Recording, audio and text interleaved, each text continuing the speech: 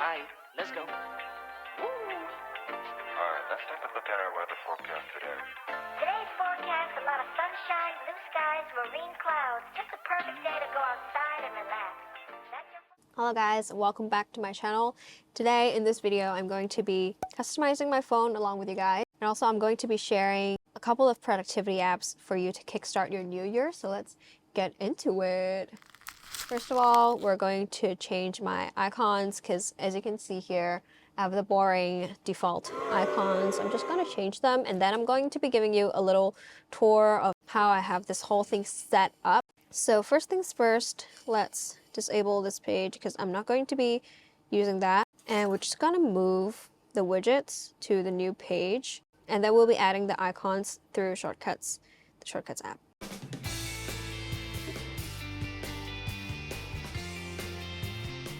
For people who don't know how to make a shortcut to open an app, just click the plus icon and search for Open App and choose the app that you want it to open. So for example, I want to open the app called Budget.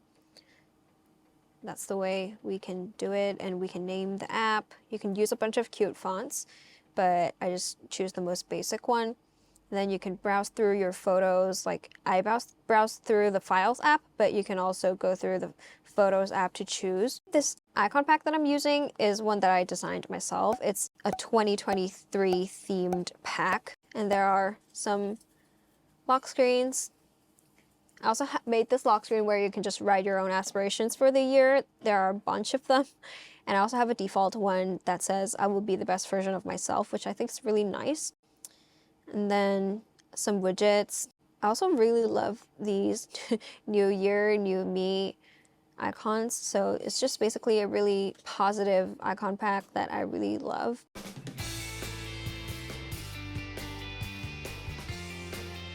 I really love this heart one. Let's go on to the bottom row. I think my favorite icon from this pack is probably this little human person because it's really cute, listening to music. That's why I will keep it on the bottom row. I always keep my favorite icons at the bottom row just because I can see it wherever I am. Okay, so that's that. I'm gonna change my background just so it looks nicer, more cohesive. For my lock screen, I will also be using my own lock screen. So I made a template where I have all of these doodles, and the photos that shows up in the photo frame, you can just drag and drop your own photos onto it. So I think it's perfect for like if you like K-pop, but I made this with 17 in mind. So there's a little quote under here from their song, and it's just a really cute idea. Not to toot my own horn, but like it's the cutest thing ever. We've set up our icons. Let's get into the apps that I wanted to share with you guys. A bit of change of the scenery because I wanted to show you guys my desk setup right now. As you can see, I got the new jeans season's greetings. That's why I have the desk calendar and their planner, but I just put them here just so it looks nice. And also on my wall, I have their poster, and I also have their ditto photos. So I'm just going to be sharing my favorite apps with you guys for productivity recently. So the first app that I wanted to talk about is an app called Budget, which I have right here. So it is an app for expense tracking. And as you guys know, I've used an app called Moz 3.0 for a really long time for expense tracking. And I've also tried using Notion for expense tracking, but I just found that this one is the best overall because it has an Apple Watch app and the widgets are super good. So as you can see here, there are just a bunch of different categories. And whenever I want to record a category, I can just click on it and enter. And I can also record my income, and you can look at different weeks or months or years, and you can set your different budgets. You can look at your different accounts and stuff. My favorite part of this app are the widgets because you can just set 4 categories here for quick entry, and you can also look at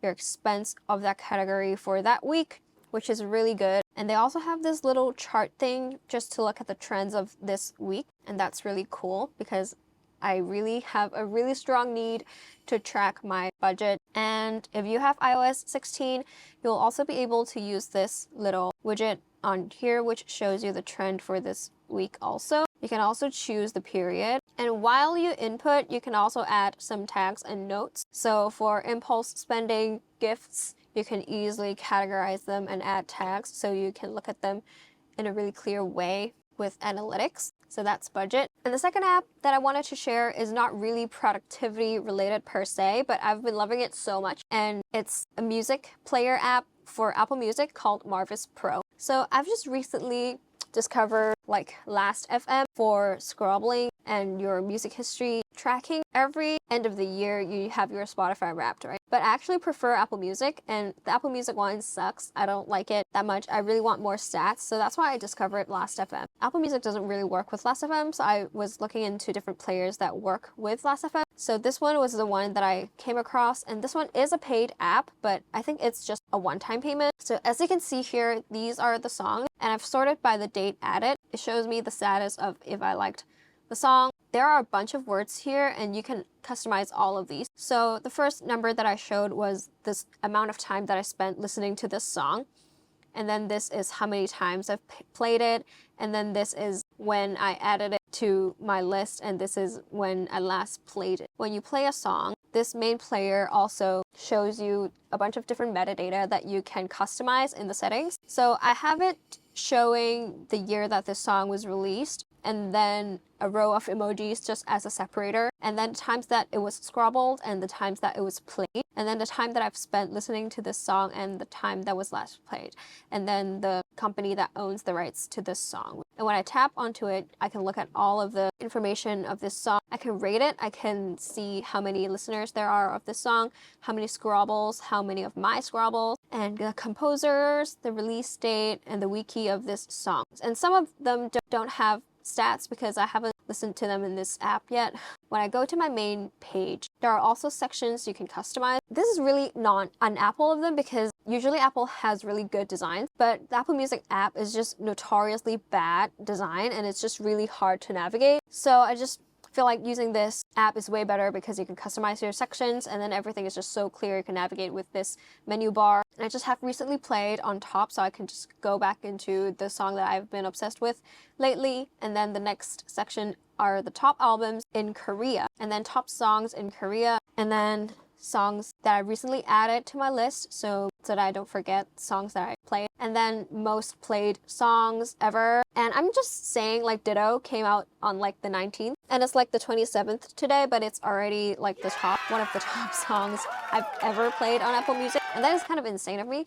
But I think Ditto is just a song that is really, really replayable. And then there's also a section called Forgotten Songs, which is a feature that I really, really, really like because there are times when I'm just really obsessed with one song, but then I forget about it. But every time I shuffle and come across this song again, I'm like, wait, why did I forget about this song? And then I get obsessed with it again. So this is just a really nice feature for me to be able to remember old songs that I was obsessed with. And it even shows the last time that I played this song. And you can see 1 year, 3 months, 2 years, 1 year, 4 months, etc., etc. I've just forgotten about a lot of songs. If you love music, I think you will also love this app because Apple Music has a really, really nice audio quality, but the UI is just not good. So the next app is an app called Good Task, and it's basically an app that works with Apple reminders, which you can customize to a very, very high degree. I have all of my lists here, and then some smart lists over here for high priority, today, overdue, within 3 days, and hashtag later. And I have the font change. As you can see here, you can change the theme for your app, and I changed the font to a cute handwritten kind of font. And the cool thing with this app is the ability to just quickly add information to the app. I don't know if you guys have used the Apple Stock Reminders app, but I think it's kind of dumb. First of all, I don't know why there are 3 sections over here and then the time is just set. And then when you add it, you have to go into this information thing and then change the list, add the time, whatever, add the tags. It's just so clunky and so stupid.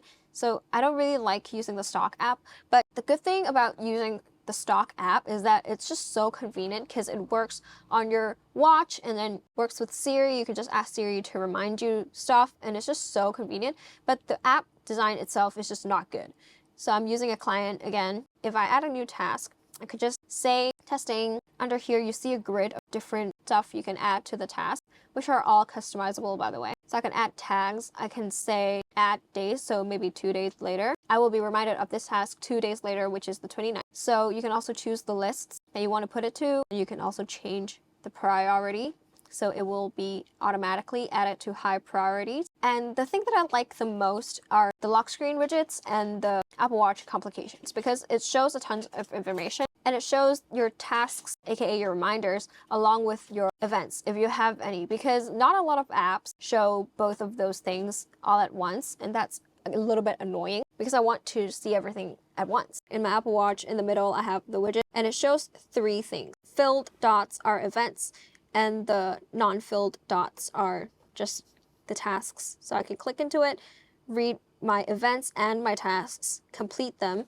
I can also add tasks to my lists. The next app that I wanted to share is an app called Paper. I've talked about it before, but now I'm really into journaling. If you have followed me on Instagram, you will know that I'm really into the Korean type of bullet journaling where everything is just essentially in black and white and it's just really simple doodles. So let's have a look at my journal. And everything is just in black and white and you can flip through the page like that and everything is just nice doodles.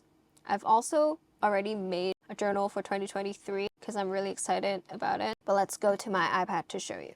So as you can see here, this is my 2023 journal with the January monthly calendar. I used the graph template so I can write in straight lines. My biggest inspiration is Off Off On Off 2 from Instagram, so you guys can go follow them if you want more Bujo bullet journal inspo in black and white, because I think they're just really creative with how the layout looks. So a lot of my designs are basically inspired by them. I'm just really inspired to do all of these journals. I really love how I did this little map. It's just really fucking cute. So the last 2 apps that I wanted to share are pretty standard. One of them is Notion, because I recently caught up with all their new features. So like subtasks, and then I also have the new AI feature, and then I made a new main page for my 2023 and journal. And I've also been using an app called Capacities for my digital journaling because you can tag everything. I've journaled every single day